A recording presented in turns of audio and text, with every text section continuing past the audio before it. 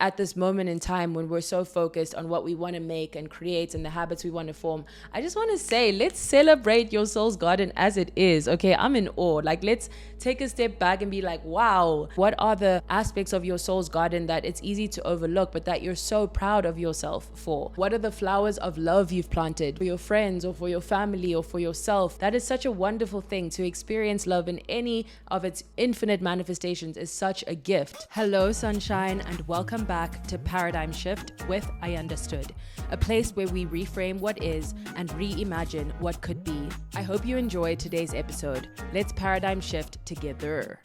Hello, soul siblings. Hello, sunshines. Hello, darlings. Welcome back to another episode with me. Happy New Year.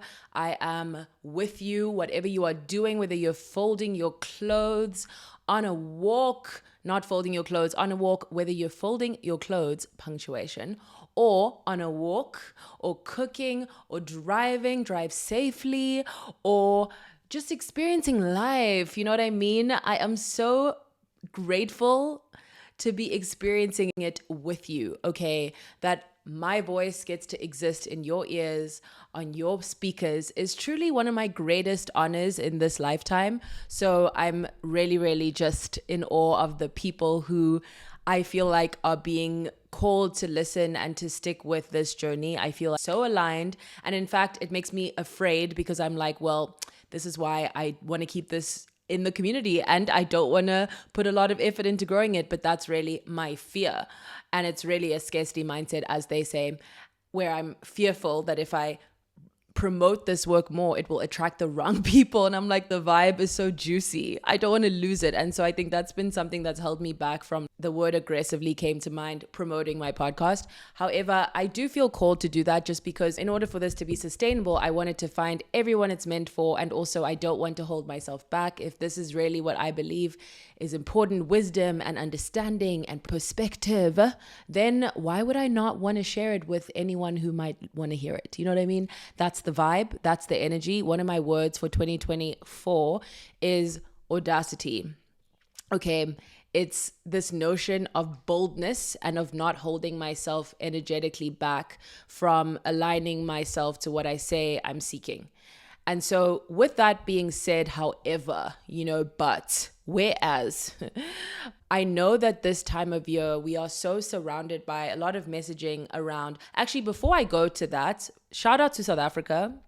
Shout out to South Africa. And what this represents to me, the case against Israel is, and I'm going to keep this very brief because I want this episode to focus on what I made the title, is essentially the spiritual lesson I draw is that we were meant to help heal the wounds and the traumas that we've experienced.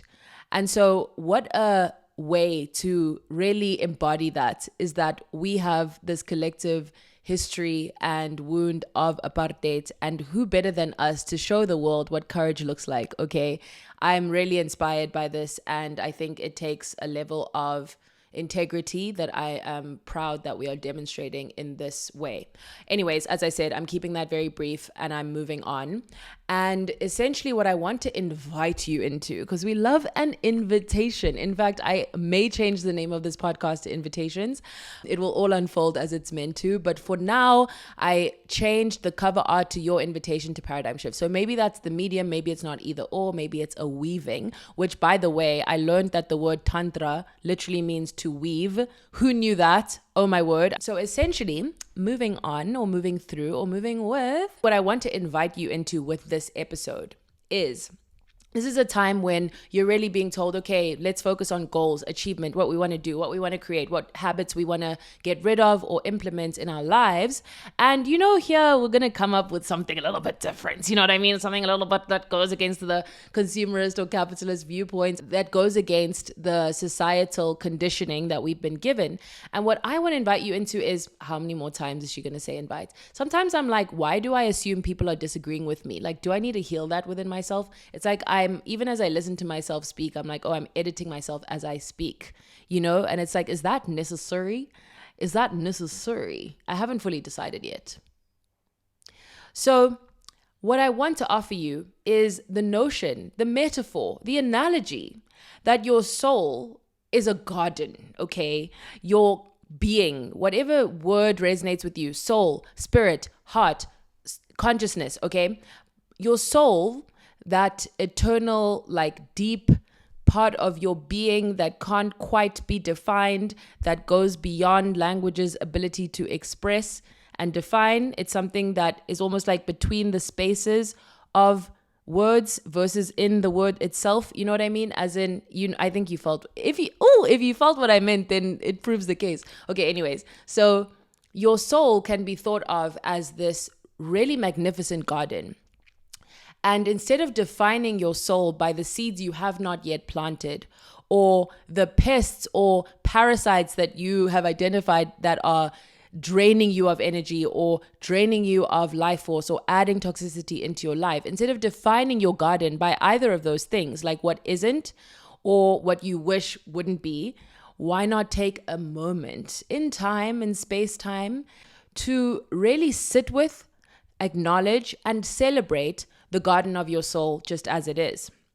What is the garden of your soul? Let's really unpack this little metaphor, okay? So if we think of the soul as a garden, we see that there are plants of love that we've experienced or that we've cultivated or that we've given. There are seeds that have been planted within us, not only by ourselves and tended to by ourselves, but of course from our communities, from our cultures, from our families, from our ancestors. Some of these seeds we won't even know the origins of. They just exist within us. And as we know, both the gifts and the love and the wisdom and the value system, and also the trauma and the pain and the cycles also live within us and live in these seeds that have been embedded within us. And it is part of our earth experience, I believe, to try and break some of the generational cycles of trauma and of harm and abuse that exist in each of us, but also to nurture and to acknowledge and celebrate the generational cycles of love or of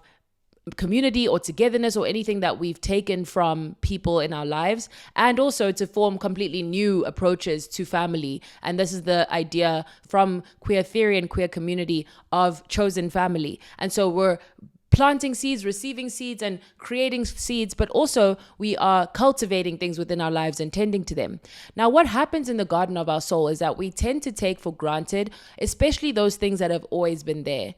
And that could be a part of your being that you maybe don't take a lot of time to appreciate because it's so normalized in your consciousness. For example, perhaps you are very loving naturally. It's not an effort for you. Perhaps you're a great listener, not an effort for you. Like you put devotion into the practice of listening, but it's always come to you as this like deep inner wisdom and intuition of it's important to listen. This is how you listen. And you notice that it's not often mirrored back to you, that you often are playing this one-sided role. Maybe you've always been really curious, like deeply, deeply curious. And it's easy to just look past that and be like, oh, what are my goals for this year? What do I want to learn for this year? How do I want to evolve this year? But I think the things we've already learned, the things we've already read, the things we've already studied, whether that be in theory or also in everyone is my teacher, friends are my teachers, this experience is my teacher, earth is my teacher, love is my teacher. I can draw lessons not only from the books in the sense of how this paradigm of knowledge understands knowledge, is that it's very much studied and degrees and it is theoretical and it's written in words, versus there's of course a much wider realm of studying that exists for us and that we're always experiencing, and that's very natural to our being and to our species.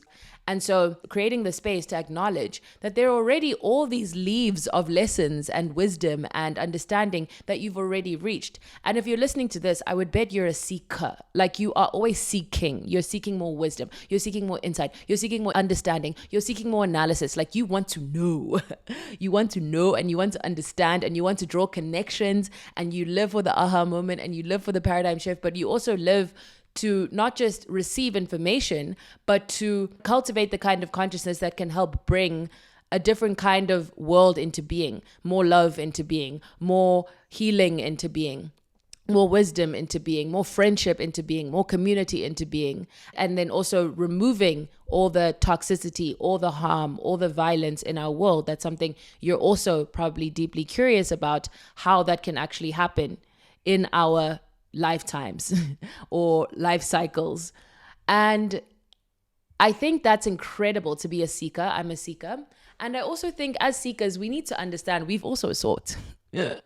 We've also sought. We've also learned things. Like, it's important to not be insatiable.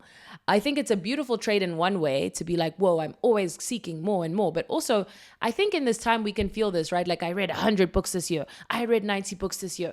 And next year I want to read 200 books.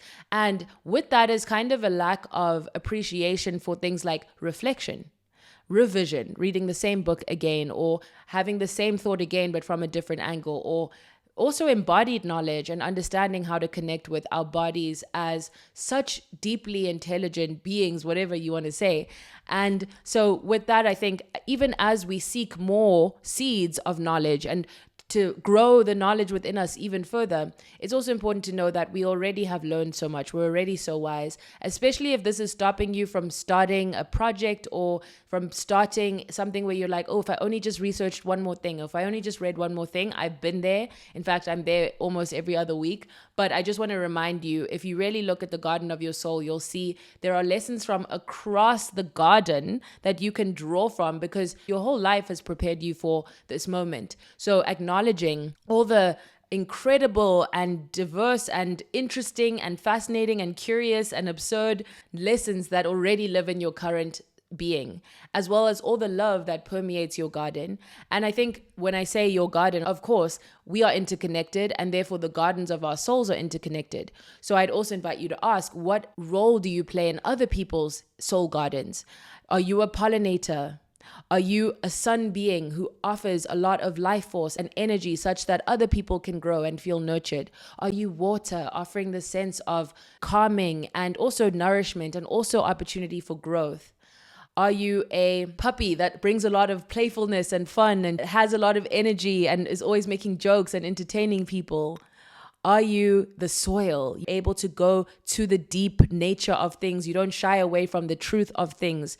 You know that truth is a deep value that we need to usher a new world into being, but truthfulness is actually exceptionally rare and exceptionally difficult, because people don't want to hear the truth. So I think the soil is that deep truth because it doesn't shy away from the funk, the mess. It's literally got fecal matter, and it's got the broken down bodies of dead species and animals, and then it's got worms and it's got insects. We would call it dirty, and yet it's literally what enables us to live, because it's what allows us to have the food that we grow, and then the animals that eat that food and that graze and rely on the soil. And the soil is what gives us the trees, which gives us oxygen. And so we need the soil, the truth, or the depth of reality of like looking into the face of things and getting to the root of things is only possible through the soil. So maybe your energy is more like soil energy.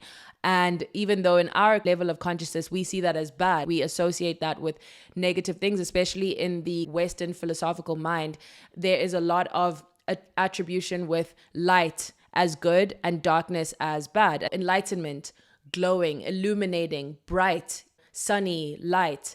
And then there's the sense that anything dark is bad, which I think then, of course, contributes to or helps metaphorize anti-Blackness as a social reality imposed by the colonial imagination and sustained by many systems of oppression today. That as long as we believe that everything dark is bad, we get stuck in that thinking, and it then permeates into other aspects of our understanding. So things like beauty, things like light skin, bright skin, glowing. It's like equating not only lightness with beauty, but also lightness with beauty with the divine. So the lighter you are, the whiter you are, the brighter you are, the closer you are basically to being a divine being, to glowing, even the language around it, right? So I think my episode on spiritual versus industrialized beauty, which is an idea by Jessica DeFino, will help you if you're interested in learning a little bit more about that idea. But essentially, the question was, what role do you play in the ecosystems, in the soul gardens of other people? If you're a really good listener, I feel like you are fertilizing people. You're also being shade that they can exist under. So maybe there's a large tree of love and of safety that you've cultivated in your soul. Maybe it's because you give yourself that. Maybe you really listen to yourself, or maybe you didn't feel listened to when you were young, so you cultivated the ability to listen as you grew older, and you've created this incredible like oak tree for people to sit under. And I think that's really profound and special. And yet it's something that you wouldn't always necessarily contemplate or view. And especially when we are living in this linear understanding of time, where it's remembering that time isn't linear. So for example, there may be lessons we are seeking to learn now that an earlier version of ourselves actually knew very well and embodied. So maybe we have now become people who minimize our voices and silence ourselves. But maybe when we were like 2 or 3 years old, we were loud, we were throwing tantrums, we were screaming. When we felt sad, we were crying. And so we were really in our truth, maybe, like some of us, right? And yet we've lost that. So we're trying to learn what it's like to maybe be audacious or take up more space, or know that it's okay for us to speak our truth and not hide and minimize ourselves. And we could think, oh, it's all linear. We're just trying to learn the next lesson and the next lesson, whereas we're cycling and spiraling such that some of these lessons we did know before, or we are returning to in a deeper, more like cultural wisdom sense, where maybe we are seeking to learn something that our ancestors already knew. And so in that way, time is also not linear, and that's very important. I think some of the most important lessons that we as a collective need to learn and have been seeking is how to reconnect with indigenous and ancient wisdoms and ways of viewing how we should relate to each other, which is the notion of kinship and community, the fact that we are here to protect each other, we are each other, we are interconnected and interdependent, and also relationship to earth, that earth is mother, earth is home, earth is us, earth is the ultimate knower and wisdom, and earth is the ultimate being of sustainability and circularity, and it has all the lessons we need. And we are here to protect the earth and to not extract from and exploit the earth as the colonizer and capitalism and all these systems embody, but really to live through and with the earth and know that earth consciousness is deep and is something to hold in like a sacred way. The third way I think we're coming back is the spiritual traditions of any and all indigenous and black and brown and Asian people who were colonized or who were affected by the colonial paradigm, is this notion that each othered people had a deep spiritual tradition. And a lot of colonialism was demonizing those practices, demonizing those belief systems, because they knew the power of them. And they really wanted to otherize these spiritual wisdom systems. What are you seeing now? A big return or reclamation of spiritual traditions outside of organized religion. So it's all happening, but what we're doing is it's not linear, it's cyclical. There are things we as a human family used to know that we need to remember, put ourselves back together again. So with that being said, as we are inviting new energies into the year, anything that happens this year didn't only happen this year. Why? Because everything that's come before it has made it possible to be the case, right? So we, of course, attribute, it's like, let's say there's a fruit tree, and we tend to the tree, and the tree is within us. And then 5 years later, it bears fruit. And then we say, oh, this is the year I bore fruit. And it's like, wait, like you're attributing the entire life process to a specific moment when it happened. And yet, had it not been for that whole process, it wouldn't have happened. So for me, for my podcast, how do I hold the gratitude I have with the desires I have for it to continue to manifest in more and more ways, right? And I've been holding that balance. And I think something that I was called back to is, for example, listening to my own episode, because I feel like I really focus on what's next. And it's like I completely ignore what's already happened. So I was like, you know what? I'm going to push myself to do something uncomfortable, and I'm going to invite myself. Let's say that. I'm going to invite myself to take the path of most resistance. And one of the things I'm most resistant to is listening to my own voice, especially for like 40 minutes. But anyways, so I was like, okay, I'm going to invite myself to take this path and to listen to my podcast episode again. I was feeling in a really, I'm not good enough type of state.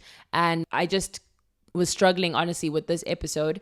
And I was like, nothing is ever good enough. All the language that I have, and I know in theory, this is why I'll never stop saying this, because I know that it's going to take so many spiritual lifetimes or cycles for us to fully let that sink into our being and become our shared reality, because it's hard to truly feel good enough when so much of what surrounds you makes you feel the complete opposite, whether that be people on social media, culture, movies, beauty standards, comparison, career envy, body envy, self-worth challenges based on how the society has treated you, all the isms, all of them, all the forms of hierarchy and oppression that limit our sense of selves, I think when those are so prevalent, it's impossible to truly feel good enough. Like, even if you tell yourself, I'm enough, I'm doing amazing, I give myself self-compassion and grace, sometimes it feels like an affirmation, but it feels so inaccessible that could become my actual lived reality. There's glimpses of it, but I never feel it's fully permanent, that permanent sense of enoughness.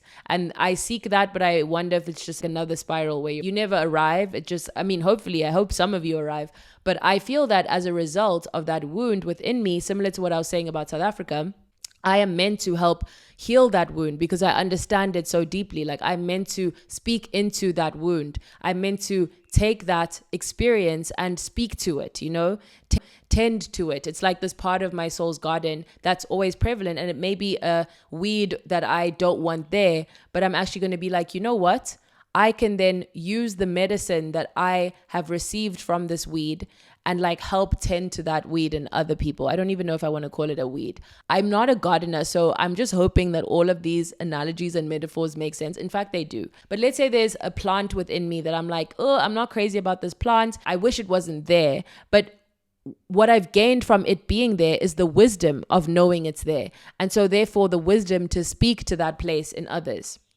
And so that's also why some of our pains and wounds, they connect us to each other. That does not glorify or justify them or make them okay or make them something to celebrate. I don't love when people turn the things that happen into the lessons we receive, because many of us wish we had less lessons, right? But what I will say is that with that wisdom, I can then alchemize that into really tending to that pain and that wound in others. So as a result, I was listening to my own podcast episode on the myth of proving yourself, because I was like, I'm really struggling with this episode. What's happening? And it's like, I must feel like, or I do feel like I have something to prove, or like it has to reach a certain standard for it to be okay. So I was like, okay, let me listen to this episode. And I was very moved by it, and it did really affect me and help me. And that just makes me feel really aligned, because I think for me, I view myself, part of my role in other people's souls' gardens, I feel like, is to be a sun, not the sun. There are many people playing sun energy in people's lives, but to be a sun being, to be someone who offers my energy, life force, wisdom, love in a way that grows what is already within people and that wants to manifest through them or be expressed through them. So if people already are craving love, then the sun will help grow that love, tend to that love, make that love feel like, I just want to bask, as the sunflower opens up to the sun. Even us, when we are in that feeling of embracing the sun, it's like that release. We feel like, I'm ready to receive. I want to feel expanded by this experience. And I feel that the sun is an expander. Unless there's too much sun, then it will cause wilting and death. But essentially, there's this feeling within me that I am part of that process of, okay, I'm here to help people expand. I'm here to help people tap into the love that's already within them, the wisdom that's already within them, the creativity that's already within them. But by blazing this life energy onto it, this life force onto it, I'm able to support its blooming and its growth and its strengthening in them, okay, in their soul's garden. So with that, I could hear that in that episode, that is what I was doing. I was feeling more possible. I was feeling more alive. I was feeling more like, there's nothing wrong with me. This is just part of the collective consciousness. Okay, let's keep it not moving, but let's, keep moving with love. So I felt that alignment, and I was like, I'm grateful that I get to play this role in people's lives. I also sometimes, of course, feel depleted. So the other thing is all the people who have fed into me that allow me to exist in this way, that I come from a family that deeply loves me and that love flows through me. So I'm able to pour that love into other people because I've received love myself. That has not only come from my parents and siblings, but also the members of my family in general, my cousins, my aunts, just people. Notice she didn't say uncles. Lol. And so it's such a interconnected process where we are together, we form this collective forest of being. And that is also why we're not okay unless we're all okay. We're not free unless we're all free, because we're all part of the same human body, human family. We're all interconnected. And so if the forest is depleted in one way, it's going to then pollute or, poison with its mistreatment the other forest. And then that's going to cause that area of the forest to feel depleted and toxicified. And so it really spreads spreads and it's really not isolated in any way. So with that, it's important to note that part of tending to our own soul's garden is so that we can show up in a loving way for other people's.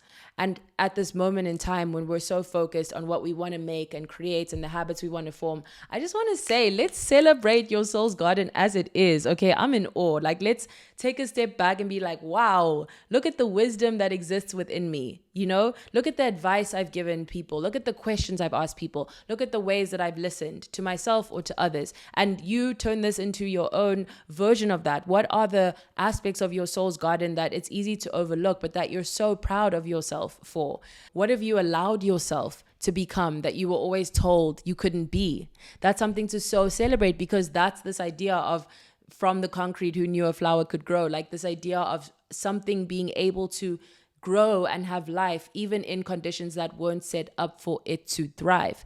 And so I would ask you, what does that represent for you?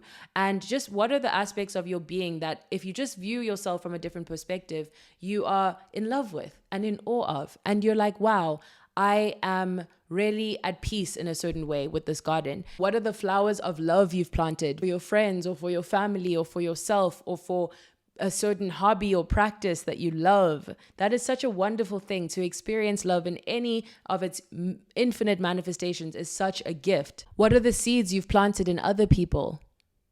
What are the seeds you've tended to in other people and nurtured and helped grow? Maybe you're an older sibling and you've supported your younger siblings in a certain way, or you have someone younger in your life or someone older in your life who you've supported in any given way. And you feel like, wow, I really have nourished and supported them. And in turn, what is the support that I've received? And also in our soul's garden is also the support we've lacked, the ways people have failed to show up for us, the wounds we carry, the trauma we carry, as I was saying.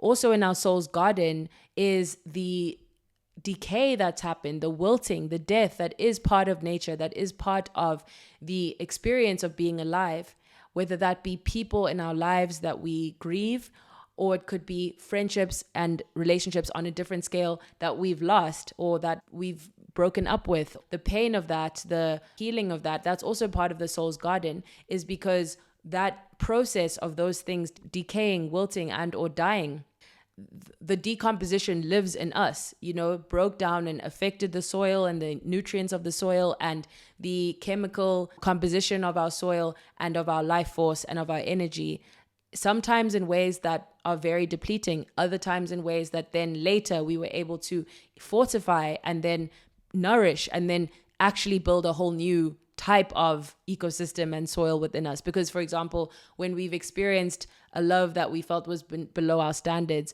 we typically alchemize that into, okay, next time I'll never accept that. Next time I'll have higher standards. Next time I will not allow myself to be in that position, not to blame myself, but just to acknowledge that I play a role in who gets to be in my life. And next time I'm going to be a lot more circumspect. I know that with each relationship I've been in, I've learned so many lessons that I know will make me and have already made me a better friend, a better daughter, even a better sibling, a better lover, because you learn things about communication and boundaries and honoring yourself and also honoring someone else's truth and compromise, but also knowing what the boundaries are and all of those things. So all those lessons then transfer to all your other relationships and you learn so much about yourself.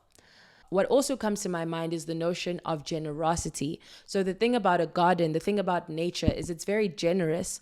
I remember putting a Jay Shetty quote in one of my episodes where he says that nature is always in service. Nature is always providing. The sun shines and it provides. The flowers blossom and they provide. They provide beauty for our souls. They provide things for the bees and the birds to be rubbing against and getting pollen from. It provides water for us to be replenished by. It's always serving and providing. So we also need to know that same spirit of generosity is in each of us. There's moments when we've maybe gone out of our way to support someone in our life. There's moments when we have wrote a really thoughtful thank you note or letter to someone, or try to just get them the perfect gift or make them the perfect gift or create a drawing for them. It doesn't have to be perfect, but essentially, you know what I mean. And we've said, here it is. Like, here's your birthday gift, or here's the text I wrote you after meeting you because you were so amazing and I really wanted to tell you how you made me feel. Or here's the email I sent you after our conversation because I felt so alive and aligned and grateful to experience you. So we have that generosity in our spirit, just like the sun, just like the birds, just like the water. We are also naturally, we have that within us, that generosity. There's also the generosity of listening to someone, holding space for them, giving them love, giving them support. So that generosity is in each of us. And that is magical. That is divine. That's something to celebrate, all the ways that you have served, given, supported people. So as we wrap up this understanding, this metaphor, I want to say that nature is always complete. Nature isn't defined by what isn't. You don't look at the ocean and say, oh, if only it had more waves. Or look at the sunset and say, oh no, like if that cloud doesn't belong there, it's too much. Or like, why is it not more to the left? It just doesn't make sense. When we do that, it's our human consciousness imposing these rigid standards onto nature. But nature in and of itself is already complete and is already abundant. So what does this mean? How can we translate that? Even as you think of seeds you want to tend to, or again, parasites in our lives that you may want to remove. I know that's quite a brutal analogy, but essentially anything that's using you as a host and taking more from you than it's giving, or like taking things from you that are depleting you in some way, drains on our energy, or things that leave us feeling worse. So the point of this garden metaphor is to say, you're not defined by what isn't. You're not defined by the parasites or the pests or the weeds, the things you would want to remove. You are already magical. You're already divine. You're already complete. And if you can do this eternal dance between being and becoming, where yes, you're seeking to become, but you're honoring your being, you're taking moments and time and periods of your life to be like, wow, like I'm already complete. I'm already whole. I'm already what I was dreaming of. In some way, you're what you were dreaming of. Maybe you show up for yourself in a way that you used to find unimaginable. Maybe you're the kind of friend that you always longed to have. Maybe you're the kind of listener that you always longed to have. So in some way, you are completing a cycle through you of healing. And so in a way, we also need to honor what we already have manifested, as in what we already have brought into reality, brought from our consciousness into the world, and brought through our consciousness into the world as well. If you want to create this year, you've already created. Whether you've created space, created standards for relating to people, created art, created life, like you have created. You are a creator, you've already created. So can you bring in the wisdom of already so that you're honoring the art of who you already are, even as you seek to become things you feel you haven't fully expressed within you. And it's the greatest paradox. And really my thing is, how can I create soil of self-compassion? Like, how can everything I bloom or create or plant be so rooted in love and compassion for both myself and for other people, so that from that can stem the most loving garden possible? And I really do struggle with self-compassion. Even as I feel like I have the language for it, I often struggle to fully embody the reality that I am being compassionate to myself. I am being loving to myself. I'm not waiting to reward myself only when the episode is done, or only when the essay is written, or only when I get to this place or that place. I'm saying you are already worthy. You're already here. I know you feel like there's still so much that needs to happen for you to feel a sense of security and like this has worked in the way that you're thinking or the way that you're manifesting, but also at the same time, honoring what you've already created, honoring who you've already become, honoring the lessons you've already learned, honoring the wisdom you've already developed and cultivated within you. Like, wow, it's so majestical. It's so divine. And I'm in awe of us. I'm in awe of the garden of our souls. I hope that this episode resonated with you. Also, taking a little bit of time to reflect or to let something seep into your soul's garden so that it can become true for you in its own way, in the way that it's meant to for you. What am I going to be doing with this wisdom and with this insight? I think for me, the part around the leaves of the things we've already learned and read, I'm obsessed with reading more and learning more and seeking more. And sometimes I think I completely minimize what I've already learned, and the fact that there's also wisdom in revisiting that, in contemplating that, and saying, you know, even if I never read another book again, I've learned so much, and I can go back to those texts and I will receive so much wisdom from them as they are. And also I can contemplate, I can look at the stars, I can look at the water, and I'll learn something. I've been doing this, and you really can learn from everyday objects in a way that's quite profound and magical. So I'm grateful for that ability and that experience. And so that's one way I'm going to be using this episode. Another way is I needed this episode to create this episode because I've been stuck in a sense of perfectionism, especially the first episode of the year. And so this idea of you've already given your love, people have already shown you, they want you to just show up as you are and do what you do because that aligns with their spirit as it is. So you don't need to think of, oh, what's a brand new innovative thing I can do? You just need to show up in the way that already is aligned to your spirit and hit send, and speak and hit send and trust that it's going to find who it's meant for, and that people want to support you. They want to pour into you. That's the other thing, the human spirit. We want to love people. I think there's so much emphasis on how much hate there is online, and that is so true. But something I've been reminding myself is there's also so much love online. There's so much love. There's people like you listening to this, and people who are leaving these amazing, thoughtful, lovely comments and telling me how much this means to them. Who am I to not support that circularity of like, I pour into you, and you, either by just listening or by commenting or whatever, are also pouring into me. So we're linking our soul's garden in a certain way. And I love that. It's so precious to me. And then the other way I'm going to use this episode is to continue to see what I'm cultivating in my life and how I can match that to the wisdom of nature. So if I'm feeling a little bit of chaos, thinking, okay, what are the parts of my soul's garden that are feeling like out of alignment or undernourished or in too much shade and hidden and invisible and made to seem unworthy of being seen, and so on and so forth. So I think I'm just going to be playing with this metaphor. The word play is also really front of heart for me at this time, as I'm such a thinker. I just want to find more play this year. I want to dance more. I want to have fun conversations. I want to find fun while I'm working. That's especially it, because I feel like I view fun and release as a reward rather than something that I get to experience while creating. And I know that there are times when I've experienced fun while creating, especially with TikTok. I want to make sure that I'm showing up on that platform in a way that is fun for me, and is that I'm really thoughtful of my own experience in the things that I'm creating. And that's why I have headphones in my ears. I'm listening to sound bath music because it just feels pleasurable to me. It feels much better for me, rather than saying, okay, I'm going to give in this episode, and then once it's done, then I'm going to receive pleasure, then I'm going to receive ease. Like, no, what if you found little interventions to make the creative process itself have a little bit more pleasure, have a little bit more fun? So that is something I'm going to use in my soul's garden, is like, how can I plant more playful seeds and receive more like butterfly energy from the things that I'm doing, and make sure that I know that it's always possible to find the butterflies and to chase them, and that they're worth it. I hope this serves you. I love you so dearly. Thank you for allowing me to offer you this invitation into my consciousness. I hope that you were able to, through this episode, expand in a certain way. I would love to hear from you. If you resonated with this, if this was something that you enjoyed, please let me know. I love reading all of your comments on Spotify, on Apple. I'm always so grateful. And I'm sending you all the love, all the vibes, all the wisdom. You are so divine and magical as you are, okay? I love you so dearly. And I'm so grateful, okay? Truly, I love you. Bye. I hope some paradigms have been shifted for you in today's conversation. As always, if you can, please leave a 5-star rating on Apple and Spotify.